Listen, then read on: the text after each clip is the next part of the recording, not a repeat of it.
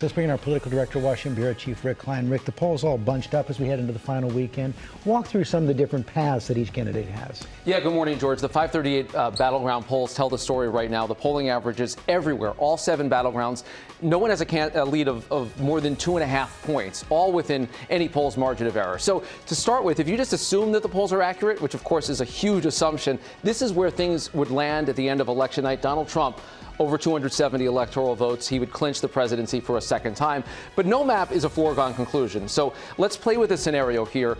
Let's say that the polls are understating Vice President Harris, or that she has a big ground operation, ekes out just enough votes to win. Here's a scenario that's probably her likeliest path to victory. She picks up 1 electoral vote in Nebraska, and then Wisconsin, Michigan, Pennsylvania, the Rust Belt, the Blue Wall holds right there. If there's no other surprises, that's 270 electoral votes.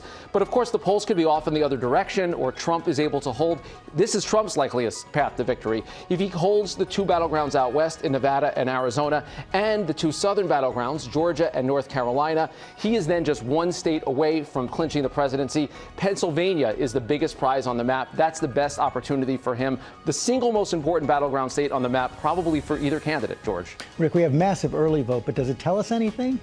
Well, look, this is what we know so far. 65 million Americans have voted already. That is something. It's 40% of the total turnout from 2020, with still 4 days to go. We don't know who people voted for quite yet, but the Harris campaign's been touting what they call good news for them in the early voting. They're looking at the gender gap. So far, women making up about 55% of the people who have already voted. That gap was actually a little bit larger by a single point 4 years ago, although in 2016, it was a little bit more even. So they like those numbers. The other thing we can tell is the likely partisanship of people who have already voted. So far across the battleground states, a 2-point edge for Democrats. Of course, they like that. But 4 years ago, it was a 9-point edge. A lot of things have changed in terms of voting in the 4 years, so it's hard to read too much into that. But the bottom line, there is no data that definitively says who will win and who will lose this race. The votes that will decide it almost certainly have not yet been cast, George. It is just so hard to read. Okay, Rick Klein, thanks very much.